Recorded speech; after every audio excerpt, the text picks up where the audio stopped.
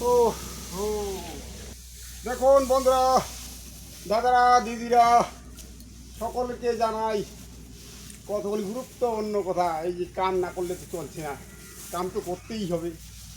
তাদের ফাঁকে ফাঁকে আপনাদের দু চারটে কথা বলে শোনা যাবে, মন দিয়ে শুনবেন কিন্তু কথাটা ভীষণ গুরুত্বপূর্ণ কথা। সবাই বলে, সব লোকেই বলে যে মা মরলে মা পাওয়া যায় না, আর বউ মরলে বউ পাওয়া যায়। কথাটা কিন্তু ভীষণ ভুল কথা। তার আমি যুক্তি দেখিয়ে প্রমাণ দেব আপনাদেরকে। তাহলে কথাটা শুনুন, হারিয়ে যাবেন না, মন দিয়ে শুনবেন কথাটা। একদিন এক ভদ্রলোকের মা মারা গেল। মা মারা যাওয়ার পর সে মায়ের চোখে ভীষণ কান্না করতেছে, কাঁদতে কাঁদতে একদম হার্ট ফেলের মতো একদম লুয়ে পড়তেছে। মানে তাকে সামল দেওয়ার মতো কেউ থাকে না। তখন ওই পাড়ার প্রতিবেশী, কাকি, মাসি, জেঠি, সমস্ত লোকজন, সমস্ত মহিলারা এসে তাকে সান্ত্বনা দিতেছে।